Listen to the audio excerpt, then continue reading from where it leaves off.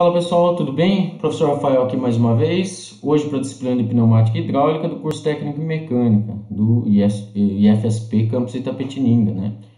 Vocês, todos que estão aí pela rede, assim como os alunos, são todos muito bem-vindos para a nossa aula. Hoje nós vamos tratar um pouquinho a respeito de designação de componentes em circuitos pneumáticos, né? Através de numeração. Vocês vão ver que cada componente recebe uma numeração adequada de acordo com a sua função no circuito. Espero que vocês gostem. Vem com a gente que tem bastante coisa para nós aprendermos.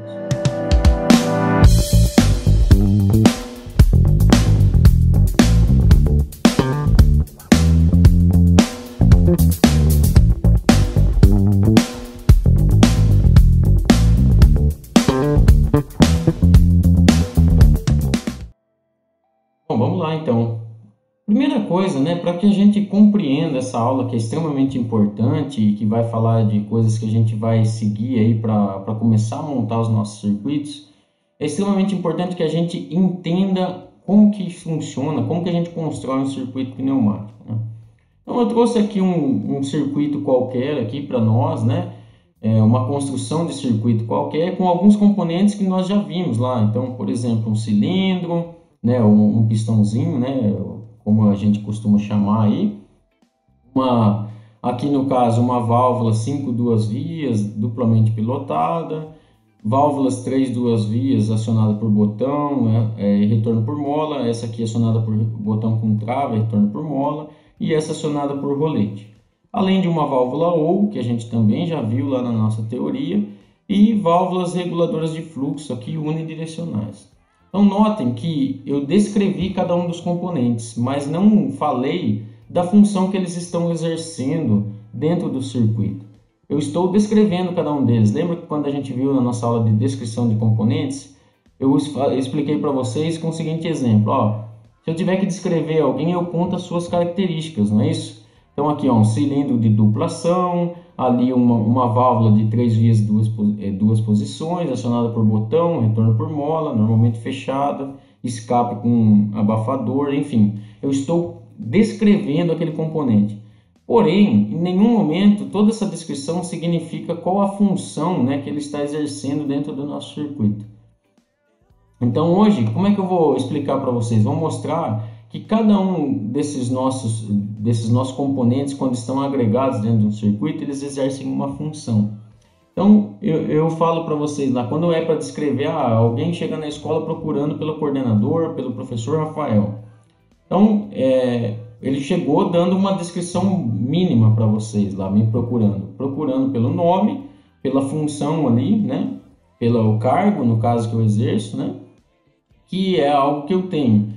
Mas se ele quiser, se tiver dificuldade de descobrir, tem vários Rafaéis aí na escola, vários professores que se chamam Rafael. Então ele teria que me dar meu sobrenome, ou ele teria que contar para vocês algumas características minhas, né?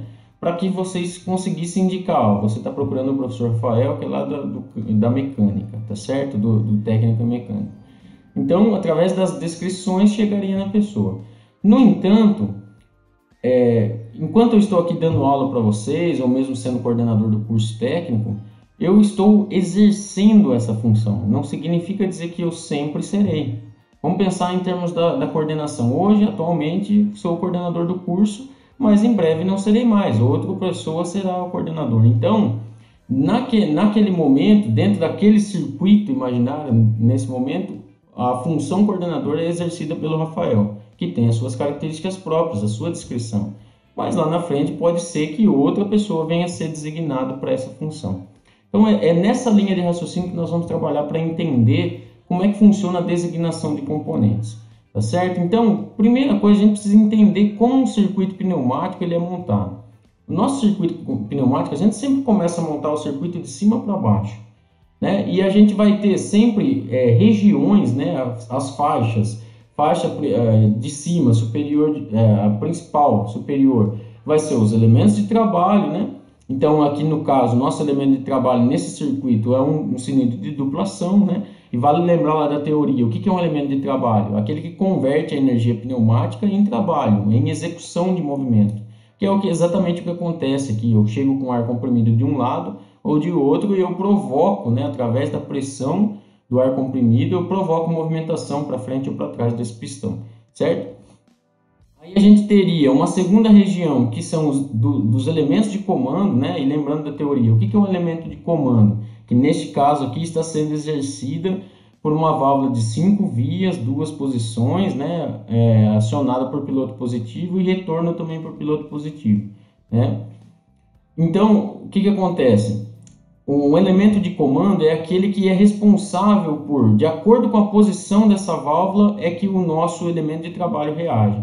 Então, se a válvula ocupar a posição da direita, o meu cilindro aqui, por exemplo, retorna. Se a válvula ocupar a posição da esquerda, o meu cilindro avança. Então, o elemento de comando, como o próprio nome sugere, é quem comanda o trabalho, ou seja, é ele que dá a direção para que lado esse trabalho vai. Aqui a gente está dando um exemplo de um atuador linear, né, de um pistão, mas poderia ser um motor que giraria no sentido horário ou ainda anti-horário, dependendo da posição dessa válvula, certo? Mais abaixo, aí a gente vem com os elementos de sinal. Então, o que são os elementos de sinal? Como o próprio nome sugere aqui, ó, ele vai, são esses elementos que são responsáveis por gerar um sinal para poder estar alternando o elemento de comando entre posição 1 e posição 2. Né, posição da esquerda ou posição da direita. Então veja, se eu mandar um sinal a partir dessa válvula aqui, ó, eu vou comutar essa válvula aqui, ou seja, eu vou mudar a posição dela, em vez de valer a posição da direita como está aqui, valeria a posição da esquerda, né, uma vez que chegasse o sinal desse lado. E uma vez que isso acontecesse, né, passa a ar aqui, ó, de 1 para 4 aqui, né, subindo aqui e faria o meu cilindro avançar. Tá certo? Então, eu tive um elemento que gerou esse sinal, que culminou como resultado final um avanço do meu pistão. Tá certo? Ou ainda, se vier um sinal pelo lado de cá, ou ainda pelo lado de cá, eu teria um outro sinal que promoveu como consequência o retorno do meu cilindro. Tá certo? Por fim, lá embaixo, né, na parte mais embaixo do nosso circuito, sempre vão ter os nossos elementos auxiliares ao sistema. O que significa isso? Né? São elementos que estão aqui presentes para cuidar de todo o ar que entra no sistema, vamos assim dizer. Né? Influencia em todo o sistema. Então, por exemplo, aqui está sendo caracterizado apenas por um lubrifio, né, que é uma unidade de conservação aqui, que basicamente faz o último tratamento do ar comprimido antes dele entrar nos nossos circuitos. Né? Mas então eu tenho um elemento que é auxiliar esse sistema. Se eu tivesse, por exemplo, depois da geração de ar comprimido lá, eu tivesse um secador de ar comprimido, eu tivesse um resfriador de ar comprimido, eles estariam todos em sequência antes da nossa distribuição aqui para os elementos. Tá certo? Então seriam todos eles auxiliares ao nosso sistema. Então, recapitulando, a gente sempre desenha o nosso circuito de cima para baixo. Então eu começo pelos elementos de trabalho, depois elementos de comando, elementos de sinal e por fim elementos auxiliares ao sistema. Essa é a estrutura básica de um circuito pneumático. E o conceito é muito parecido para o circuito hidráulico, tá certo? Bom, aí vocês podem perguntar, mas e essas lacunas aqui? Aqui podem ocorrer, né, algumas coisas a mais que seria um agregado, um algo a mais para os nossos circuitos. Primeiro, a gente poderia ter elementos auxiliares aqui, ó, ao trabalho. O que significa dizer isso? Um elemento auxiliar ao trabalho é aquele que modifica como o trabalho acontece. Ele auxilia o trabalho.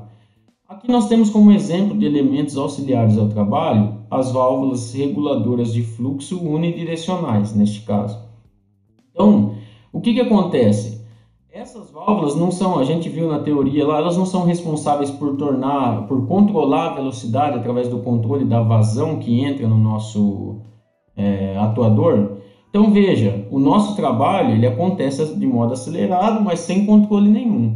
Se eu adicionar esses elementos aqui, eu consigo regular essa velocidade para tornar mais lento ou um pouco mais rápido, né?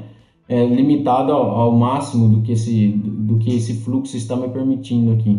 Então, notem, eu estou regulando a forma como o trabalho exerce, tornando ele, por exemplo, mais lento, né? Deixar o avanço e o retorno um pouco mais lentos. Então, eu estou auxiliando a forma como esse trabalho acontece, eu estou modificando. Por isso, esses elementos recebem a designação de elementos auxiliares ao trabalho. Por fim, né, a gente poderia ter também, entre a região de elementos de comando e elementos de sinal, que são regiões principais, a gente poderia ter elementos processadores de sinal. Qual que é a ideia de se ter um processador de sinal? A palavra processador aqui tem o sentido de modificação, né? Eu costumo falar para vocês na sala de aula da seguinte forma. Imaginem vocês que eu tenho um processador de alimentos na minha casa.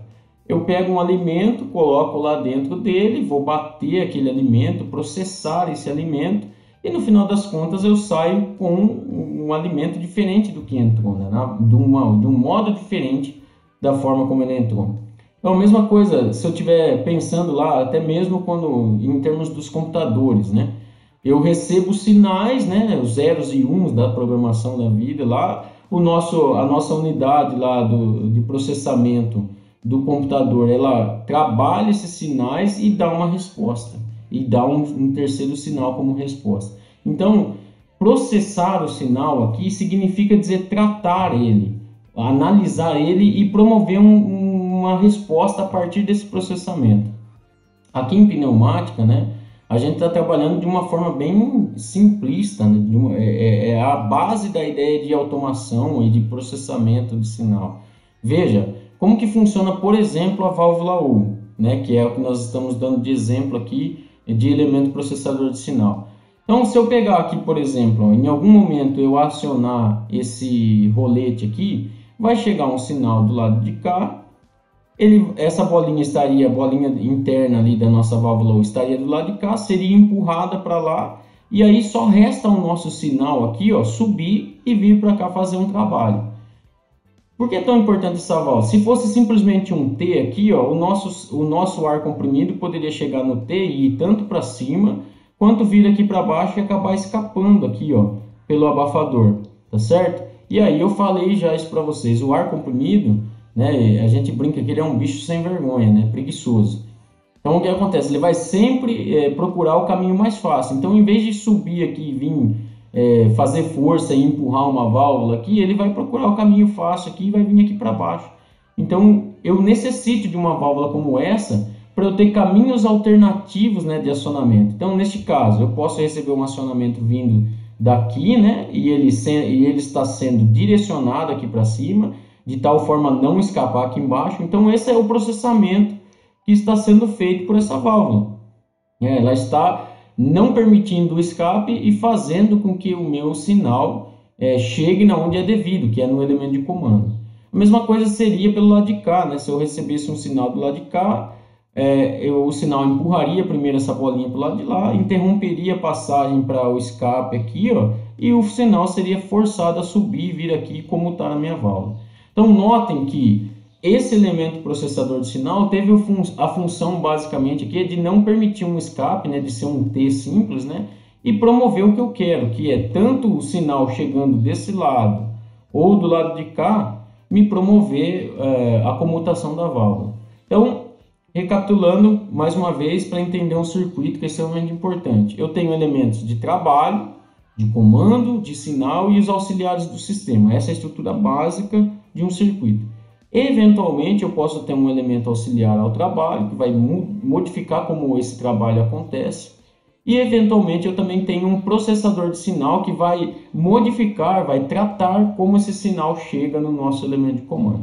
Beleza? Espero que tenha ficado claro, porque o que vem pela frente aqui é simplesmente dar numerações para essas funções que cada um desses componentes está exercendo nesse momento dentro do nosso circuito, tá certo?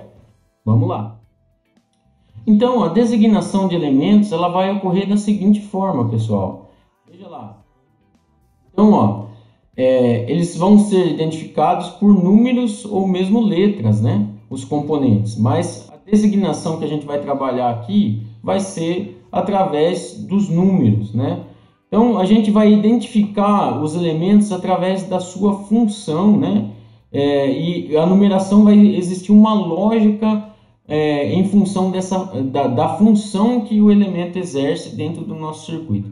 Então a gente viu ali de baixo, a parte de baixo do nosso circuito, né, de um circuito pneumático, consiste em a base dele, né, a gente começa de cima para baixo, elementos de trabalho, elementos de comando, elementos de sinal e elementos auxiliares ao circuito ou do circuito. Esses elementos vão sempre receber a numeração da seguinte forma: 0.1, 0.2, 0.3. O que significa isso? Então, dependendo do número de elementos que a gente tem ali, no nosso exemplo, a gente tem somente o lubrifio. Então, o lubrifio recebe a numeração 0.1. Se tivesse, por exemplo, antes dele, ou mesmo após dele, um refrigerador, um secador de ar, seria o 0.2. Se tivesse mais um filtro, 0.3 e por aí vai. Tá certo?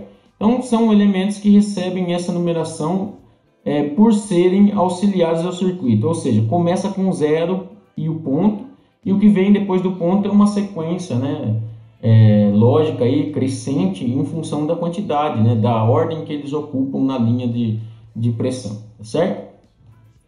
Aí a gente vai lá para cima. Começando lá em cima, a gente vai ter o que? Os elementos de trabalho.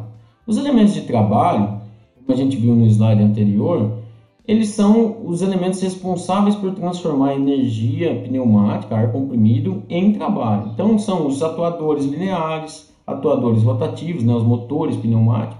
Pode ter osciladores, né, que são elementos que atuam, por exemplo, fazendo meia volta, né, indo e voltando, enfim, correndo um pedaço apenas, né, modificando para a esquerda e para a direita. São vários os tipos, né? E a gente pode, então, esses elementos de trabalho vão receber de numeração 1.0, 2.0, 3.0. Vai depender do número de elementos que a gente tenha. Eu mostrei no circuito anterior um circuito simples, de um atuador ali apenas. Mas numa fábrica onde a gente tem uma série de atuações acontecendo, eu vou ter vários elementos de trabalho. Então, inclusive, a designação de elementos é importante por causa disso. Imagine vocês que nós vamos montar uma fábrica, uma linha de produção que tem uma centena de atuadores. E todos eles são iguais. Quando eu compro eles, são todos da mesma descrição, não existe diferenciação, o mesmo elemento. Mas cada um deles vai ser destinado para uma parte do nosso circuito. Então eles vão receber uma etiquetagem, inclusive, né? Exatamente esse é o termo que a gente usa. Quando vocês começarem a usar o FluidSim, né, que é o nosso software de simulação pneumática, você vai ver que a forma como a gente designa lá os elementos, a gente dá um nome para eles, e o que aparece quando a gente vai selecionar lá é etiquetar o elemento. É exatamente isso que a gente faz, como faria na prática. Colocar uma numeração nele, que tem uma lógica, eu tenho que entender o que aquele número representa, né, para depois eu saber identificar e montar corretamente na prática. Então, os elementos de trabalho vão ser 1.0, 2.0, 3.0 e quantos tiverem, né? 7.0, 10.0, 11.0 e por aí vai. Não existe uma limitação, mas o final é ponto zero. É o que designa que nós temos um elemento de trabalho. Beleza? Aí em seguida a gente tem os elementos de comando. Os elementos de comando, eles têm a seguinte função. O final da numeração sempre vai ser ponto 1. Então, assim, se for 1.1, é o elemento de comando que está ligado diretamente ao elemento de trabalho 1.0. Se esse elemento de comando for o 2.1, ele está atuando, está comandando quem? O elemento de trabalho 2.0. Então, note que aqui nós começamos a relacionar o restante dessas numerações sempre ao elemento de trabalho. O elemento de trabalho é fundamental para o que vem das numerações do elemento de comando para frente. Então, olhei o meu circuito. Estou tratando do elemento de trabalho 10.0. Tá certo. Então, o que vem abaixo dele, a válvula de comando que está diretamente ligada a esse elemento de trabalho que é o 10.0. Ela vai se chamar 10.1. Se fosse o elemento de trabalho 45.0, então a válvula de comando ali, o elemento de comando seria o 45.1 e por aí vai. Tá certo, pessoal? Aí nós vamos uma linha para baixo daquele, pensando lá naquele primeiro slide onde eu coloquei um exemplo para vocês, um circuito exemplo. Então a gente pode ter os elementos de sinal, né, que vem logo abaixo ao comando, né? E aí os elementos de sinal eles podem influenciar tanto para avanço quanto para retorno. Ou ainda, se eu estiver pensando só em atuador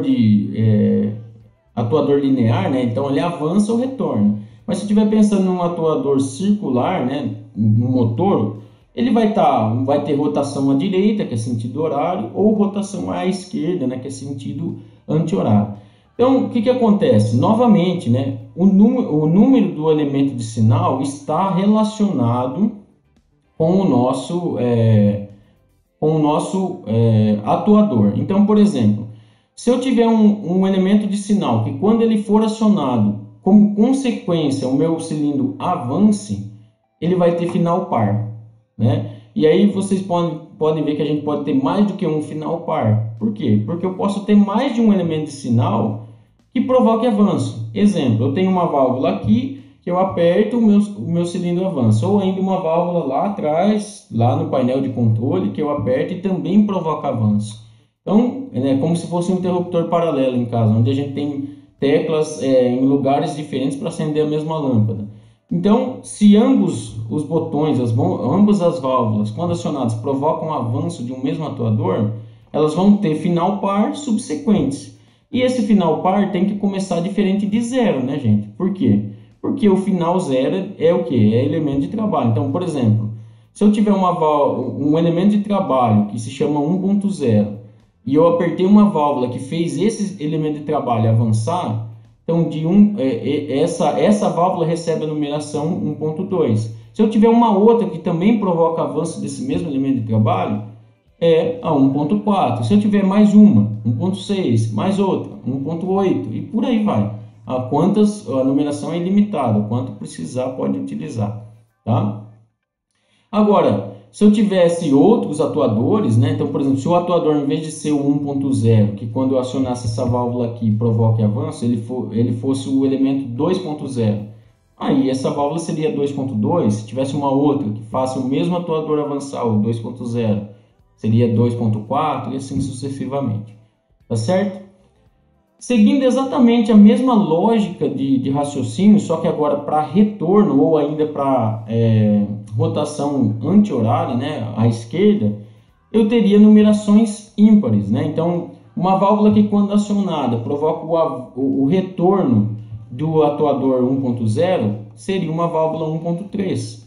Por que não 1.1, que é o primeiro número ímpar? Porque o final 1 é destinado para elemento de comando, tá certo?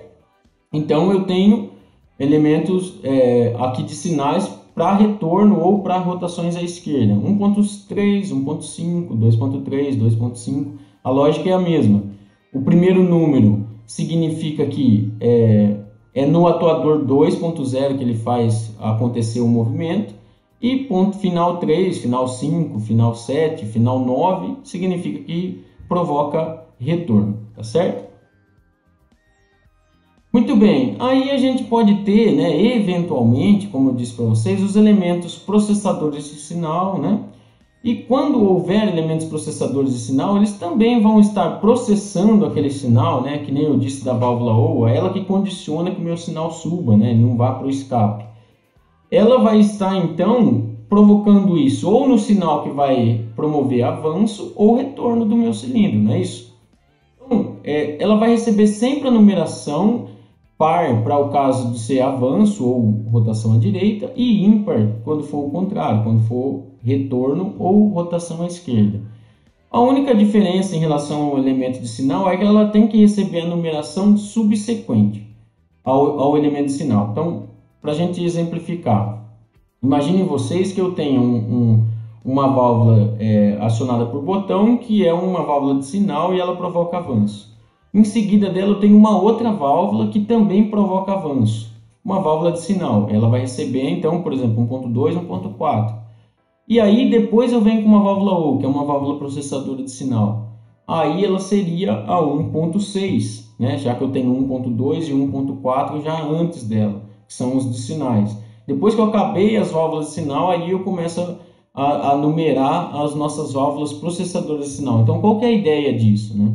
Nós temos, na verdade, como se fosse uma hierarquia, né? Então, as 4 principais categorias: elementos de trabalho, elementos de comando, elementos de sinal e lá os auxiliares ao nosso sistema, ao nosso circuito.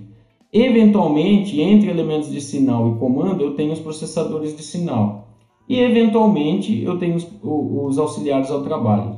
Quando esses dois aqui ocorrerem, se eles ocorrerem, que não é sempre que ocorre, a numeração deles é subordinada, entre aspas, né? No caso do processador de sinal, entre aspas, é subordinada à numeração que a gente tem dos elementos de sinal. Então, só vai ocorrer depois disso. E a lógica é a mesma. Se é um processador de sinal que influencia no avanço, o final é par, subsequente ao final do último par, do último elemento de sinal que provoca avanço. A mesma lógica a gente tem para os processadores de sinal quando for ímpar. Então, qual que é a ideia disso, né? É a mesma coisa, eu tenho lá o processador de sinal se submetendo, entre aspas, né, à hierarquia dos elementos de sinal. Acabei de enumerar os elementos de sinal, aí eu vou para os elementos processadores de sinal. E o final vai ser ímpar, né, subsequente ao último elemento de sinal que a gente numerou. Tá bom? Por fim, para encerrar, né, a gente tem as quatro principais categorias, então, que é elemento de trabalho, elemento de comando, de sinal e elementos auxiliares ao sistema. Já falamos dos processadores de sinal, que está aqui no meio, e aqui a gente pode ter, eventualmente, entre o elemento de trabalho e o elemento de comando, eventualmente a gente pode ter o elemento auxiliar, né, ao trabalho. Então, neste caso, a numeração vai ser a seguinte, vai ser 1.02, 1.04, 1.06, para o quê? Para as válvulas que influenciarem no avanço. Então, pensem comigo. Se a gente tiver lá uma válvula reguladora de fluxo, né, que está logo depois da válvula de comando e antes do nosso atuador, e ela estiver, por exemplo, deixando a velocidade de avanço lenta, ela está provocando uma velocidade de avanço lenta, então, essa válvula, ela vai ser o quê? Ela vai ser um final par, porque ela está influenciando no avanço, ou mesmo se fosse numa rotação à direita, né? E a mesma lógica a gente teria, né, para elementos auxiliares que influenciam no retorno, auxiliares ao trabalho, né? Então, se uma válvula que estivesse ali colocada estivesse fazendo com que o retorno seja mais lento ou mais rápido, ou ainda a rotação seja mais lenta ou mais rápida à esquerda, né? Estou citando esses exemplos, tem o final ímpar. Então, assim, ó, só vai, para não confundir com 1.3, que é de elemento de sinal, por exemplo, aparece esse zero no meio aí para indicar que é aí um elemento auxiliar ao trabalho, né? E não um elemento de sinal. São coisas diferentes. Tá? Bom, como é que a gente vê isso? Eu sei que é bastante informação. A gente vai ver em termos práticos aqui, como se fosse a construção de um circuito. Resumindo tudo isso que está escrito nos slides anteriores e que eu tentei explicar para vocês. Então, notem que aqui, ó, a gente tem um desenho que é parecido, só que está apenas em termos de números, com a construção do nosso circuito. Então, lá em cima a gente tem elemento de trabalho nessa faixa, elemento de comando, elementos de sinal, elementos auxiliares. Eventualmente, entre os elementos de sinal e de comando, eventualmente a gente tem os processadores. E eventualmente, entre o de comando e o de trabalho, eventualmente a gente tem os auxiliares ao trabalho. Então, na prática, lá em cima, começa sempre de cima para baixo, né? A gente acaba construindo o nosso circuito, né? Aqui eu não vou seguir a ordem de construção exata, mas a lógica de cima para baixo é comum como a gente trabalha, né? Então, lá em cima, 1.0, 2.0, 3.0, 4.0, quantos forem necessários, né? Dependendo do tamanho do nosso circuito, eu tenho os elementos de trabalho, por exemplo, os cilindros ou os motores pneumáticos. Logo abaixo, eventualmente pode ocorrer de ter lá uma válvula que modifica como esse trabalho ocorre, certo? Então são os elementos auxiliares ao trabalho, né? Então recebe numeração 1.02 ou 1.03 e sucessivamente se tiver mais do que um. Aqui normalmente dificilmente vai ter mais do que um para influenciar no mesmo sentido, mas só por conhecimento poderia ser que houvessem mais, né? Começa com 1 por quê? Porque está diretamente ligado ao atuador 1.0. Se ele modifica como o avanço ou como a rotação à direita se manifesta, é 1.02. Se for à esquerda, né, a rotação à esquerda ou ainda no retorno, que esse elemento diretamente ligado ao atuador provoque uma modificação de como o trabalho ocorre, aí é final 0.3, né, no caso aqui ímpar, né? Poderia ser 3, 5, 7, dependendo da quantidade que a gente tiver, tá certo? Um exemplo é uma controladora de fluxo, né? um regulador de fluxo. Tá? Então aqui, para o avanço, quando é 1.02, né? Quando é final par, para o retorno, quando é final ímpar. Muito bem. Aí a gente tem aqui 1.1. Os elementos de comando, né? Normalmente são válvulas, né? Vai depender do tipo do nosso atuador aqui em cima, para ser válvulas de 3 vias, de 4 vias, de 5 vias, vai depender do nosso atuador. A gente vai ver isso na hora de construir os nossos circuitos, por que é um, por que é outro. Mas enfim, aqui nós não estamos preocupando com a descrição da válvula que vem aqui, mas sim com a função que ela exerce. Então ela é um elemento de comando porque se ela assumir uma das suas posições, o meu cilindro avança ou o meu motor gira horário, né, no sentido horário. Se ela assumir a outra posição, o meu motor gira anti-horário ou o meu cilindro retorna. Basicamente é isso, uma lógica direta aí, né? Ou avança ou retorna, ou gira horário ou gira anti-horário. Abaixo a gente pode ter os elementos processadores de sinal, né, que são aqueles que vão modificar como a forma, como o sinal chega até o meu elemento de comando. Então, um exemplo, né, nós usamos uma válvula O como exemplo no começo dessa aula, mas eu poderia ter uma válvula temporizadora como sendo um processador de sinal. O que é uma válvula temporizadora? Ela imagine que eu gerei um sinal aqui embaixo, mandei para fazer a comutação aqui, mas eu quero que esse sinal chegue aqui atrasado, que demore alguns segundos para ocorrer. Então, eu teria uma temporizadora que seguraria, entre aspas, por um tempo esse sinal e depois deixaria com que ele fosse adiante. Então, se estiver aqui para esse lado, ela vai estar como consequência alterando, atrasando esse sinal para o quê? Para um avanço ou para uma rotação à direita.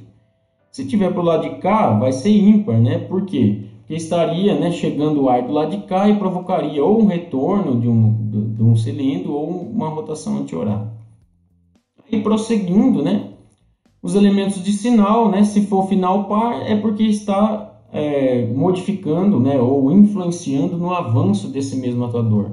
Note que tudo começa com 1 aqui, ó, porque está tudo pendurado no atuador 1.0. Se esse atuador aqui fosse o 5.0, todos os demais começariam com 5 ponto alguma coisa, certo? Então, elementos de sinal. Quando esse cara aqui for acionado, eu tenho avanço ou eu tenho giro horário. Se for final ímpar, significa que quando ele for acionado, né, eu tenho ou um retorno, né, se for um atuador linear, ou uma rotação anti-horária. E para encerrar, né, os elementos auxiliares ao circuito. Então, são elementos que recebem numeração sequenciada, né, começando com 0 ponto, e aí algum número em seguida, começando por 1, e indo de 2, 3 e quantos forem necessários, né?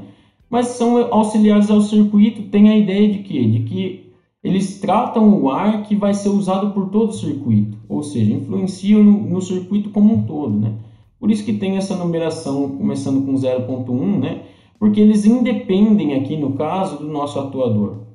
Só para vocês entenderem, eu poderia ter um outro atuador aqui, ó, com toda a construção aqui embaixo à direita e sendo alimentado pelo mesmo ar comprimido aqui, que foi tratado pelo mesmo loop fill, que foi, de repente, se tiver um secador de ar, também foi tratado, né?